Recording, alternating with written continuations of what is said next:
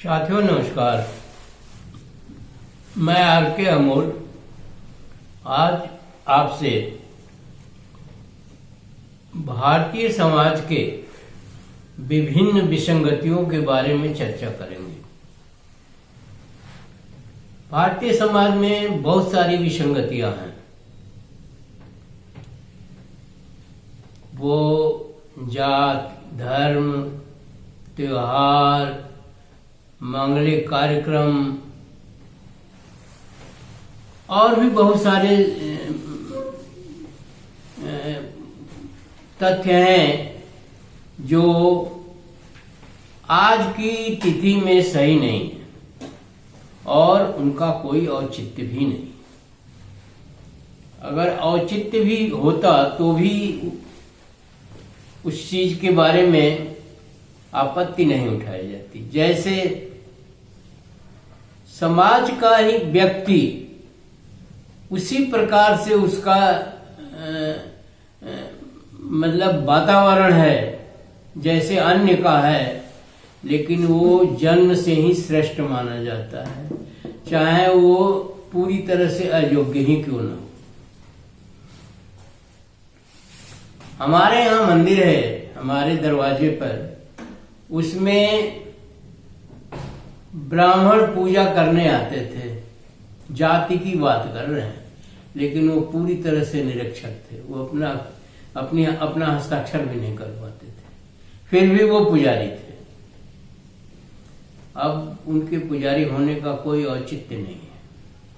इसी औचित्य पर हम बातचीत करने की आज सोच रहे हैं।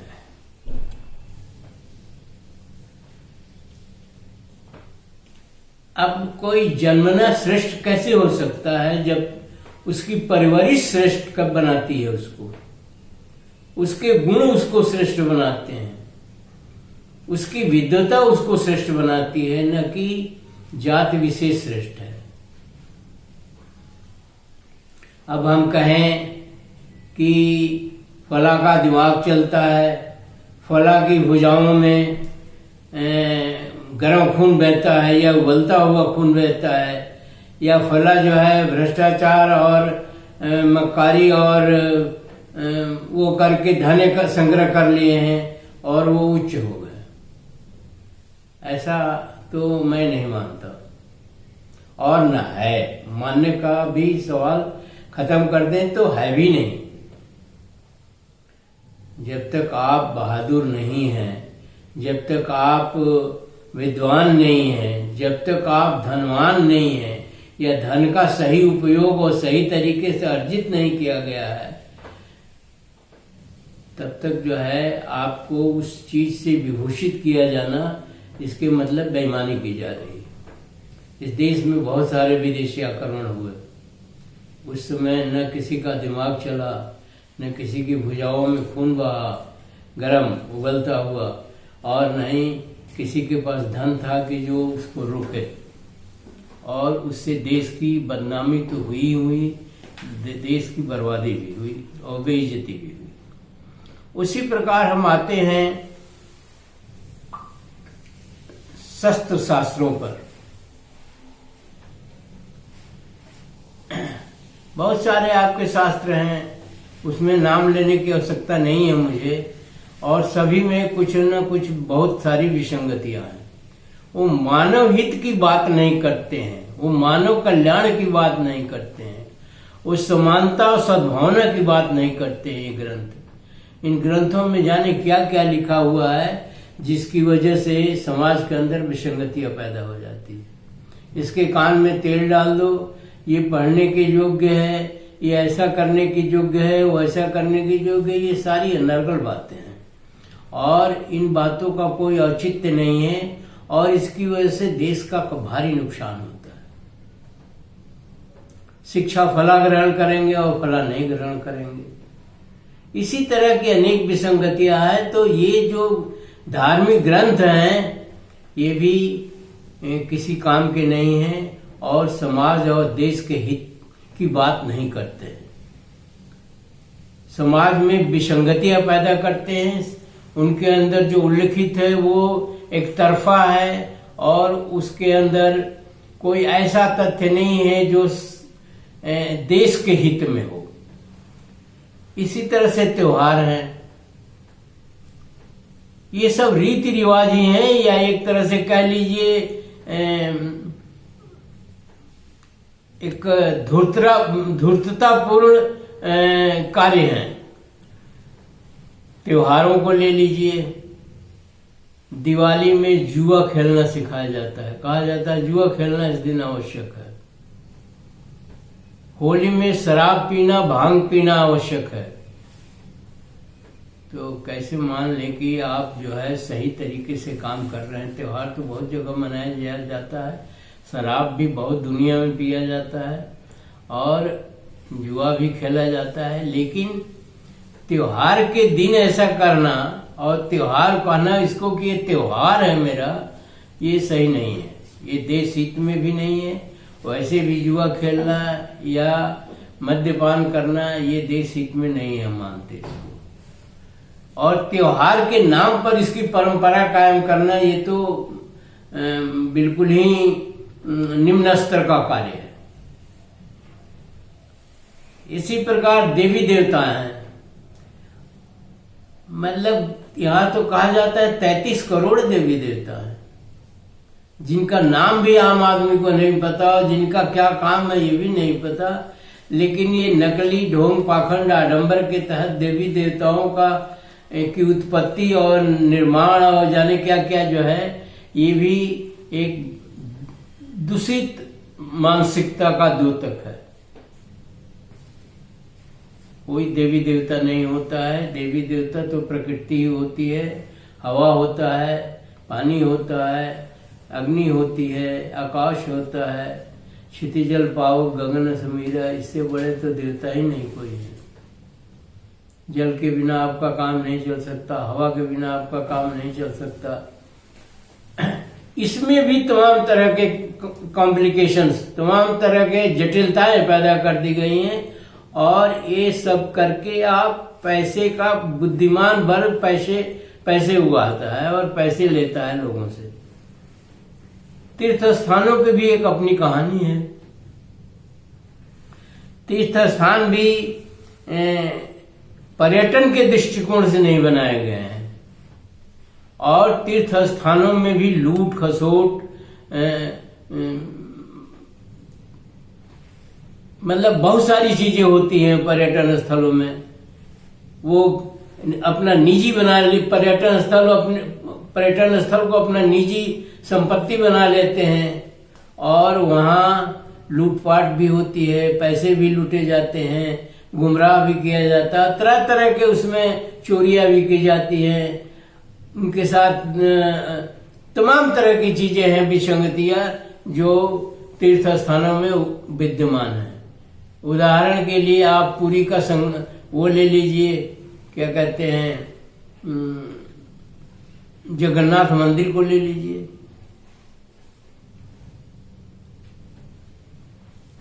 काशी का विश्वनाथ मंदिर ले लीजिए, चाहे जहां का जो भी मंदिर ले लीजिए, जो तीर्थ स्थल बनाए गए हैं वहां काफी विसंगतियां हैं, काफी वहां गड़बड़ियां हैं। अब हम क्या क्या उसे बताएं आपको, आप स्वयं जानते हैं कि वहां क्या होता है, कैसे होता है, किस तरह से होता है। तो तीर्थ स्थल भी की पवित्रता भी कुछ नहीं है। वो पर्यटन के लिए नहीं होते हैं, बल्कि गलत तरीके से धन कमाने के साधन बने हुए हैं। इस तरह से और भी अन्य चीजें हैं जो शादी विवाह एक ही टाइम पर होगा, ये खरमास है और ये लग्न है और ये है और वो है, ये सब ढोंग पाखंड आडंबर ही है। होता क्या है, जब शादियां इकट्ठे लग्न के टाइम पर की जाती हैं तो इकट्ठे सभी शादियां करते हैं, सभी उस टाइम में इकट्ठे शादियां करते हैं, जिससे मार्केट फ्लक्चुएट कर जाता है। मार्केट में सामानों के दाम बढ़ जाते हैं, क्योंकि उनकी डिमांड बढ़ जाती है तो दाम बढ़ जाते हैं। ऐसा कई बार देखा गया है कि मंदिर में अगर कोई मेला लग रहा है तो सामानों के दाम बढ़ जाते हैं। तो मार्केट स्टेबल नहीं रहता, मार्केट जो स्थिर नहीं रहता, और किन्हीं कृत्रिम कारणों से मार्केट में उछाल आ जाता है, तो ऐसी स्थिति भी सही नहीं है। यही स्थिति त्योहारों में भी है, यही स्थिति बाजार की अन्य कार्यों में भी है। तो हम सोचते ही नहीं कि हमें समाज को स्वस्थ तरीके से, सही तरीके से, अच्छे तरीके से, अच्छे सेंटिमेंट से चलाना है, बल्कि उसमें हम आप जो है एक तरह का खुद ही व्यवधान बने हुए हैं। मानसिक रूप से हम इन सब चीजों के गुलाम बन गए हैं, जो गलत है। सब जगह थोड़े बहुत चीजें चलती हैं, लेकिन यहाँ तो ऐसा कोई महीना नहीं जिसमें त्योहार ना हो, ऐसा कोई महीना नहीं जिसमें कुछ कार्यक्रम ना होता हो, और उसकी वजह से हमेशा जो है स्थिति डबाडोल रहती है। लोगों में एक काम धाम छोड़ करके त्योहार मनाने में लग जाते हैं, तो उधर काम का भी अर्ज होता है और उधर त्योहार में पैसे भी खर्च होते हैं। तो इस तरह की बहुत सारी विसंगतियां हैं। आप जानते हैं, मुझे मेरे बताने की जरूरत नहीं है, आप इतना समझदार हैं, इतना जानते हैं कि इस तरह की विसंगतियां हैं, और उसके बारे में हम बहुत गंभीरता से नहीं सोचते हैं, जिसकी वजह से ही हम गुलाम भी रहे हैं। इन्हीं सब चीजों की वजह से हम गुलाम रहे हैं। तैमूर लंग जैसा अदना डकैत उसको कह लीजिए, या नादिर शाह को कह लीजिए, ये सब आराम से मंदिरों में लूटपाट करके चले गए, कत्लेआम करके चले गए, और इसी ढोंग पाखंड आडंबर के चक्कर में कि वो तो भगवान ही उसे मार डालेंगे और ये कर लेंगे वो कर लेंगे। हमने कुछ नहीं किया और न किसी का सहयोग भी लिया, न उसका मुकाबला किया। नतीजा देश 755 सालों तक गुलाम बना रहा। ये तो गनीमत है। मुसलमान तो यहीं बस गए, बहुत सारे जो है जो आक्रमणकारी थे, छोटे और बड़े, वो यहीं बस गए, और आज आप उस समस्या के बारे में हो हल्ला मचा रहे हैं, जबकि आपने सोचा नहीं कि ये क्या हो रहा है। अंग्रेज तो भले थे जो चले गए, अगर अंग्रेज भी यहीं होते तो यहाँ तो आए दिन खुराफात होती रहती, और ये देश देश न होकर के नरक बन जाता। नरक तो ये आज भी है, क्योंकि हम सुधरने को तैयार नहीं हैं। हम अनावश्यक मुकाबला करते हैं, हम अनावश्यक लड़ाई झगड़ा करते हैं, हम अनावश्यक। देश हमारा है, हमारी गलती की वजह से कोई आके यहाँ बसा, या दूसरे धर्म वाले आके बसे, या दूसरे उसके लोग आए। 1798 में कोलंबस यहाँ मैनचेस्टर में बनने वाले कपड़े बेचने आया था, और यहाँ के वो शासक बन गए। हमारी ही नादानी, मूर्खता एवं ढोंग पाखंड आडंबर में लिप्त रहने के कारण ऐसा हुआ। हम होशियार नहीं हैं। त्योहारों के पीछे, धार्मिक किताबों के पीछे ये लिखा हुआ है, वो लिखा हुआ। अरे आपको खुद सोचना चाहिए कि लिखने का क्या औचित्य है। क्यों हम इसको माने जो गलत चीज है, क्यों हम माने जिसका कोई औचित्य नहीं है। तो अभी भी हम सुधरने की प्रक्रिया में नहीं है। सुधरने का तो सवाल ही नहीं है, प्रक्रिया में ही नहीं आए हैं।